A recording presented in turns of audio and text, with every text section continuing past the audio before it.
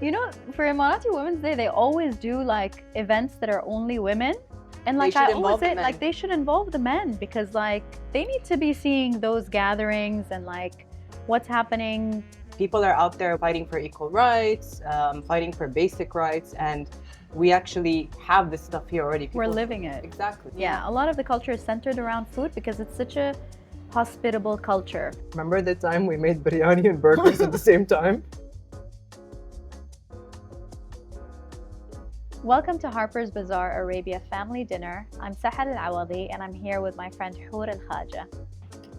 You want some of this? So we've known each other for a long time, but I think our turning point of our relationship was the 2015 Seoul trip. Yeah, for sure. Yeah, our soulful trip. Our soulful trip. So we were opening an office there with DTCM, or known as DTCM, it's DAT now, and we commissioned you to come over and cook authentic Emirati food for the office opening. It was a huge hit. Yeah.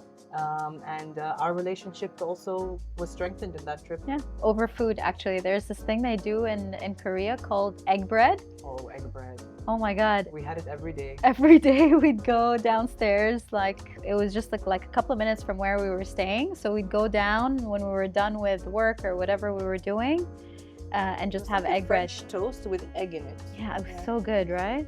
What is another memorable meal we had somewhere else? Man, we've had thousands. We can't list one.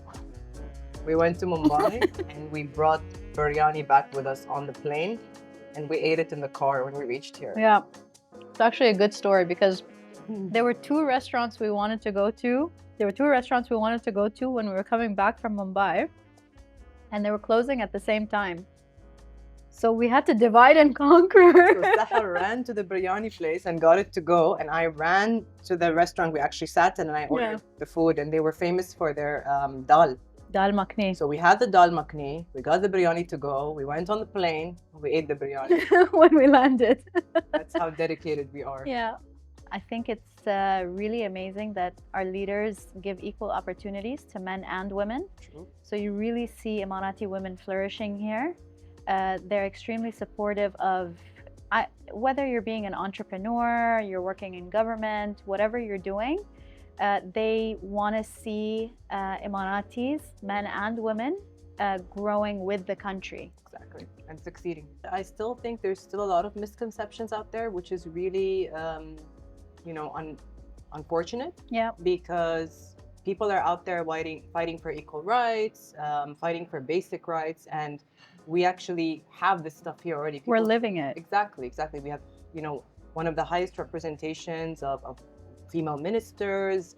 We have equal pay. We have equal opportunities at work. And people don't know that. And they assume that because we come from a certain part of the world, that we have, certain negative affiliations. And it's really sad because I think we all, including ourselves, can learn a lot from the way society functions here. It's true.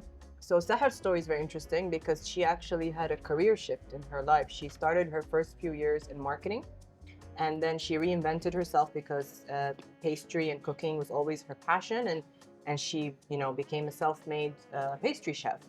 And so she taught me that it's never too late to do what you want to do, even if you're already started a certain path, and then you can move on to a different path and not just move on into it, but actually be a pioneer and be a leader in that field. So actually what I love about Hoor and that I try to take away as much as possible is that she is your ideal like modern day Emirati woman. She works really, really hard. Like you work really, really hard.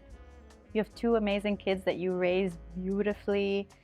You're so amazing with your family, with your friends. And my favorite part of all of those things that you do is that you do it with so much grace.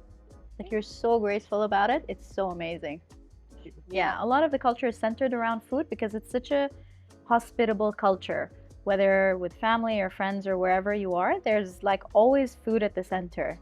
And I think we keep certain traditions alive. Like every time before Eid, we still do that thing where you guys come over and we apply henna at my mom's house with Sakina, our henna lady. Yeah. So you know, we still try to keep things around Ramadan, around Eid, around Haq al-Layla. We you know, we still celebrate those things between ourselves at home. Yeah, it's just kind of incorporating it everywhere, even if it's the stuff that you're wearing. Like if you're wearing a jalabiya, if you're wearing a abaya and shayla, that's still maintaining tradition and culture to some extent and kind of trying to pass it on to the other generations as well. I think also maybe Friday lunches, it's kind of nice that, like, you know, people go for prayer and like they come home and there's like a huge feast and everybody's around the table, and it's kind of, again, I know it's like centered around food, but it's the whole experience of it where somebody's at the table and somebody's on the couch and somebody's having dessert and there's micro conversations going on around the house and somebody else jumps in, and it's kind of almost chaotic with like big Emirati families, but there's so much synchronicity and like it's orchestrated beautifully every Friday. And you can't opt out. It's a weekly ritual. You must be there with the kids.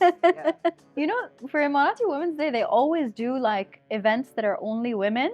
And like I always say, like they should involve the men, because like they need to be seeing those gatherings and like what's happening when Emirati women, or just any women in general, kind of get together and like they network. It's a completely different dynamic. Everyone's super ambitious. Everyone's really goal-oriented. Everyone loves what they're doing and they're very passionate, but there's like a softness about it too, that like a femininity that's really beautiful. I think we celebrate every day. You know? I mean, it's a beautiful day. It's nice to have that kind of commemoration, but I think every day, by just, you know, thriving, giving back, doing the best we can, keeping our culture and our traditions alive, I think that's the best way. And just being a good example. True. Especially with all the misconceptions worldwide. Yeah.